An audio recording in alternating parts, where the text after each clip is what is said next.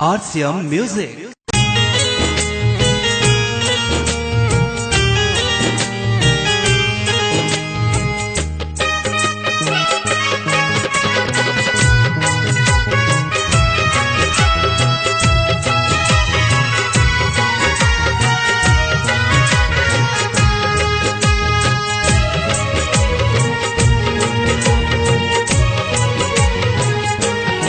अखिया लोर से लोराला का कसूर हो गई।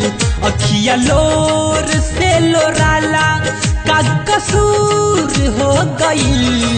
दिल के फेंकलू इतना दूर चकना चूर हो गई। दिल के फेंकलू इतना दूर चकना चूर हो गई। अखिया लोर से लोराला का कसूर हो गई। दिल के फेंकलू इतना दूर चकना चूर हो गई। दिल के फेंकलू इतना दूर चकना चूर हो गई। This song is singing by Amir Anari.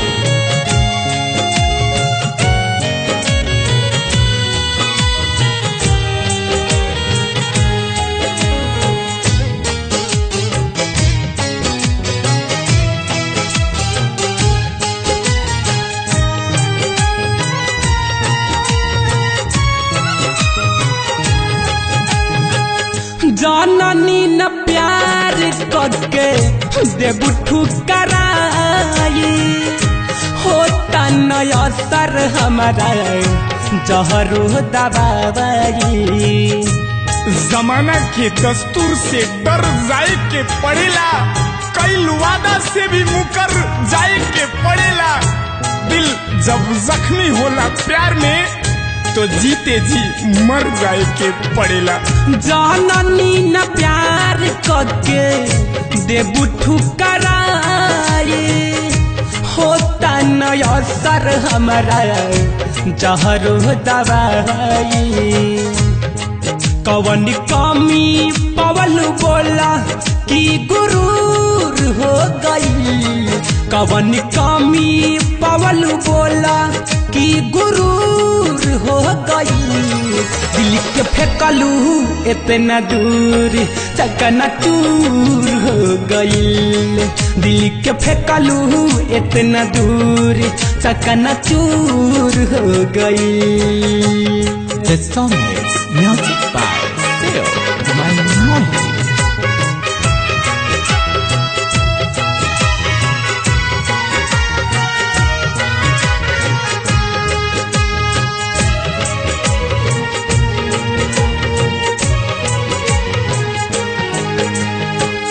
सोचले रही माथे तोहरा सिंदूर लगाई।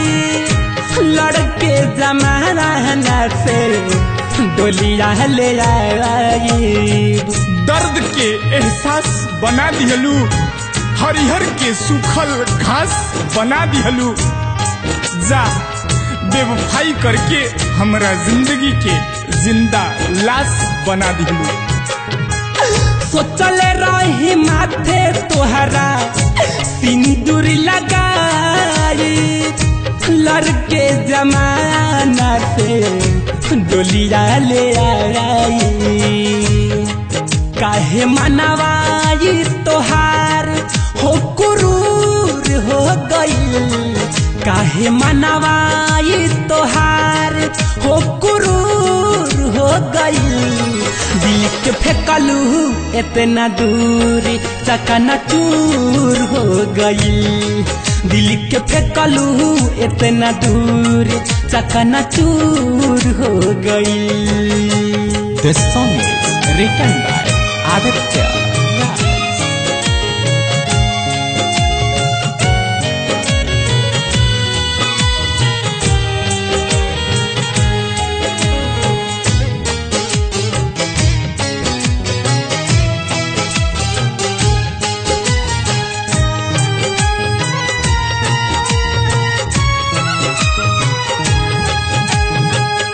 कह कहलू बनाइब तोहके मनवा के मीत हो, तब काहे तोहरा बोला भवले आदित हो। इतना जल्दी केहू इंसाफ ना करे, जानबूझ के केहू पाप ना करे, और जब केहू के दिल में ठोकर देला तो ऊपर वाला भी ओकरा के माफ ना करे। हाँ कहलू बनाएब तोहके मनवा के मीत हो, तब काहे तोहरा बोला भवले आदित हो।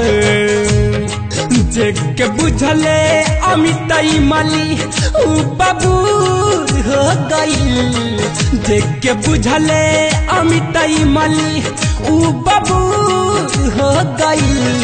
दिल के फेंकलू इतना दूरी चकना चूर हो गई, दिल के फेंकलू इतना दूरी चकना चूर हो गई।